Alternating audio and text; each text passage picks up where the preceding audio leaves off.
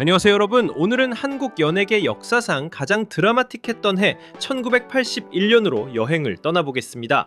광주 민주화운동이 일어난 지 1년, 전두환 정권이 본격화되던 시기, 정치적으로는 암울했지만 역설적으로 한국 대중문화의 황금기가 시작된 해이기도 했죠. 컬러TV가 전국에 보급되고 조용필이 절대 강자로 군림하며 전설적인 프로그램들이 탄생했던 그 해의 이야기를 월별로 정리해보았습니다. 그럼 시작하겠습니다.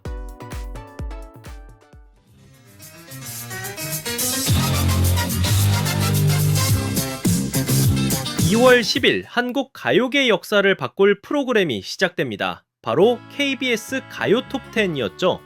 이 프로그램은 체계적인 순위 시스템을 도입하여 대중의 인기를 주간 차트로 가시화했으며 이는 가요계의 권력 구도를 재편하는 강력한 창구가 되었습니다. 과거의 불명확한 인기 기준에서 벗어나 가요 톱10 차트 1위는 곧 대중적 성공의 확실한 증표로 여겨졌습니다.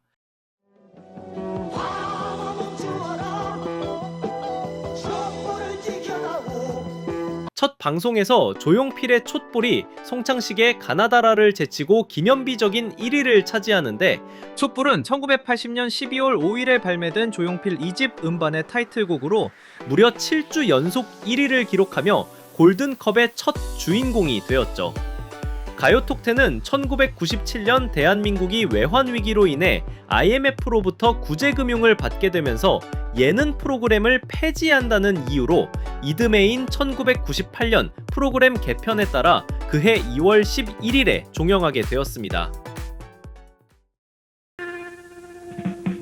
얼굴이 무서워도 마음은 따뜻하여 언제 3월에는 두 개의 전설적인 프로그램이 탄생합니다. 먼저 호랑이 선생님이 1981년 3월 16일 처음 방영을 시작하였습니다. 호랑이 선생님은 제목 그대로 호랑이란 별명을 가진 덩치 큰 초등학교 교사 허봉수가 담임을 맡은 5학년 5반의 어린이들이 만들어가는 일상과 고민을 담은 작품으로 MBC의 어린이 드라마이자 한국 어린이 드라마계의 전설로 1986년 10월 31일까지 5년 7개월여에 걸쳐 방송되었습니다. 3월 29일은 MBC에서 일요일 밤에 대행진이라는 프로가 방영되는데, 이 방송은 우리들이 잘 알고 있는 일요일 밤에의 전신으로 초창기에는 박상규가 진행하며 콩트를 곁들인 쇼 프로그램이었으나 김병조가 진행하던 시사 풍자 코너인 일요일 밤의 뉴스 대행진이라는 코너가 최고의 인기를 얻으면서 전체적인 포맷을 일요일 밤의 뉴스 대행진으로 교체, 김병조 앵커가 쇼 전체를 뉴스처럼 진행하는 형식으로 전환하게 됩니다. 그 후 1987년 민정당 전당대회 사건 이후 김병조가 하차한 뒤 88년 11월 20일까지 방영되었고, 그 다음 주부터는 일요일 밤에로 명칭이 변경되었습니다.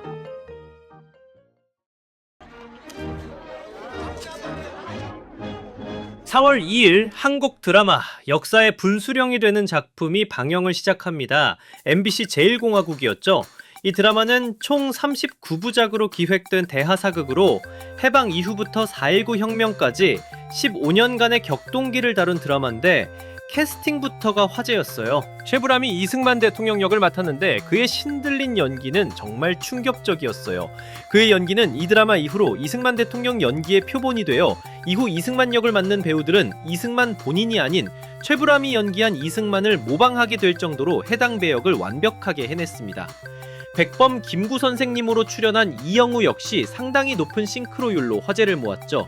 이 드라마는 엄청난 시청률을 기록하며 이후 제2공화국, 제3공화국까지 이어지는 공화국 시리즈의 시작이 되었고, 한국 사극 드라마의 새로운 장을 열었습니다.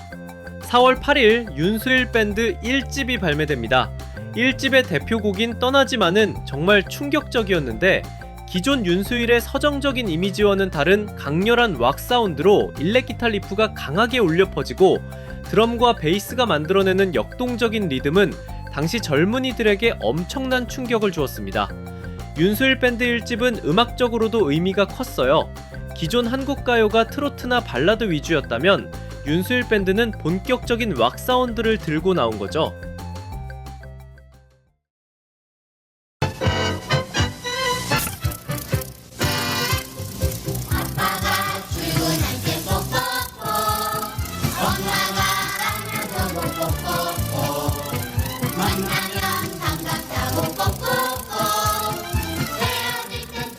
5월 25일 한국 어린이 프로그램 역사의 한 획을 긋는 프로그램이 시작됩니다. 바로 뽀뽀뽀였죠.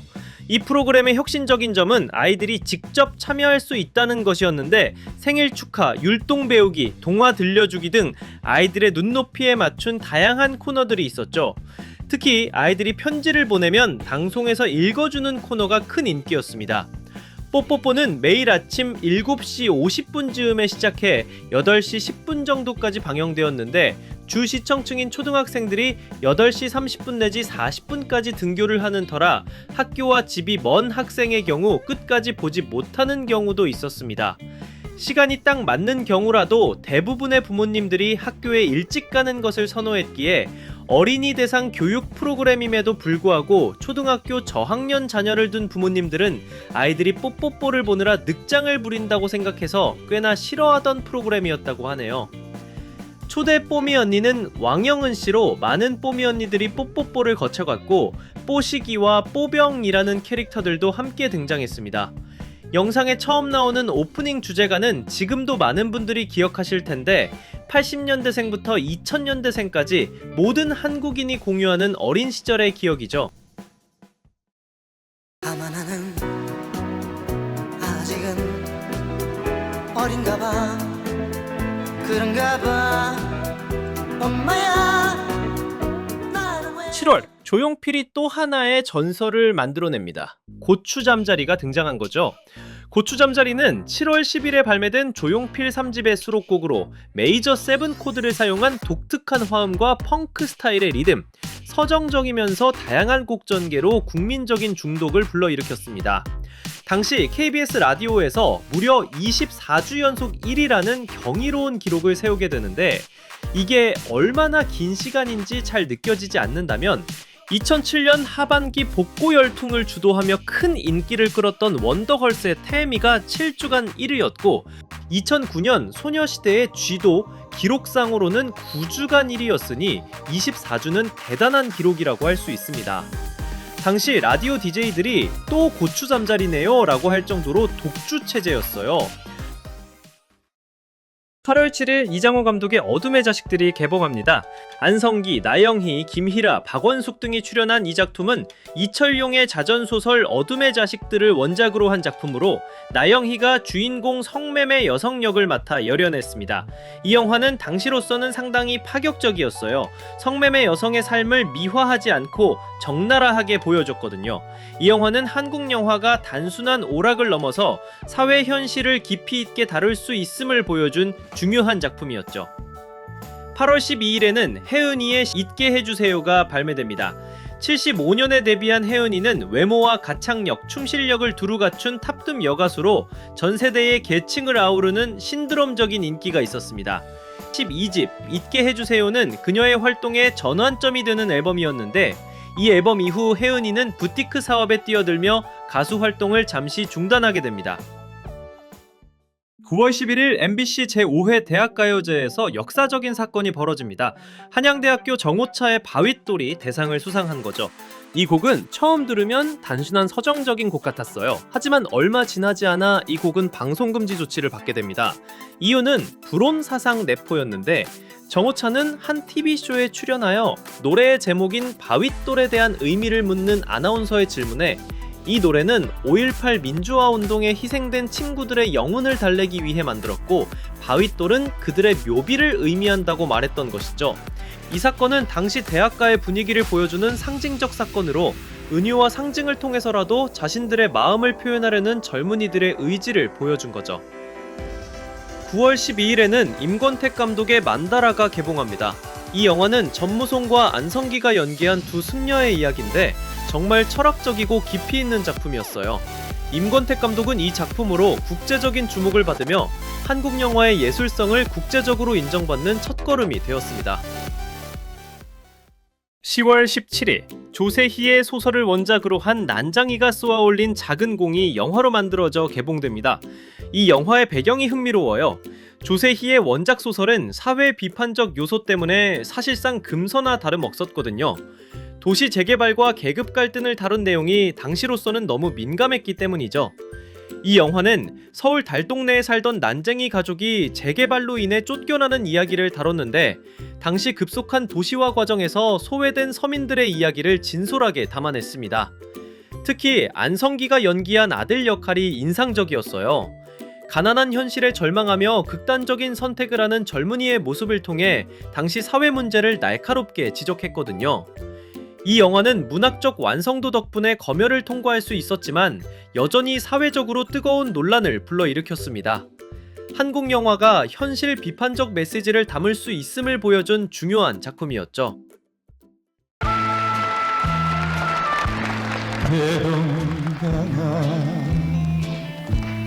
내가 왔던 11월 30일 나훈아의 대동강 편지가 발표됩니다. 나훈아는 1970년대 한국 가요계의 아이콘이자 라이벌인 남진과 함께 한 시대를 양분했던 슈퍼스타로 76년 영화계에서 최고의 주가를 달리던 여배우 김지미와 결혼을 발표하며 활동을 중단한 뒤 81년 대동강 편지로 가요계에 복귀를 하게 됩니다.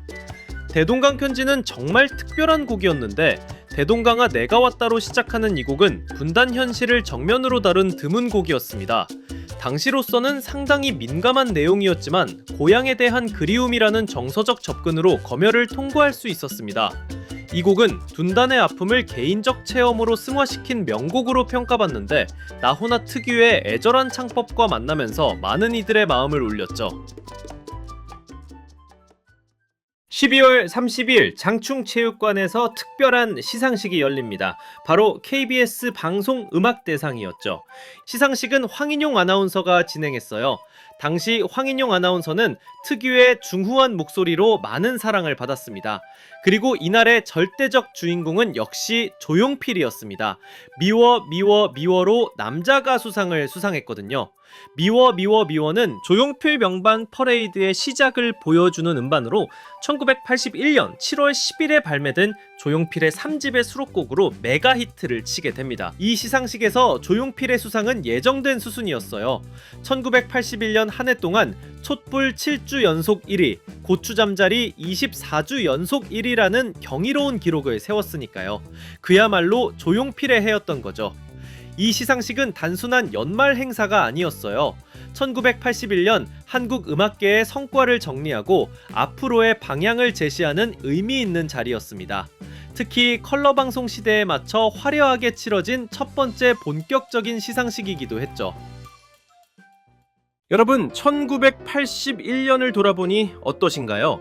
정치적으로는 암울했지만 문화적으로는 놀라운 창조력이 폭발했던 해였습니다. 조용필의 독주, 가요 톱10과 일밤의 탄생, 그리고 바윗돌 같은 은밀한 저항까지 통제된 자유 속에서도 꽃피운 이 창조성이 바로 오늘날 전 세계를 매료시키는 K컬처의 뿌리가 되었죠. 오늘 영상 재미있으셨다면 좋아요 부탁드리고 다음 영상에서는 같은 해 있었던 경제, 사회, 문화 등 81년 생활사에 대해 다루어 보도록 하겠습니다. 시청해주셔서 감사드리며 다음 영상으로 찾아뵙겠습니다.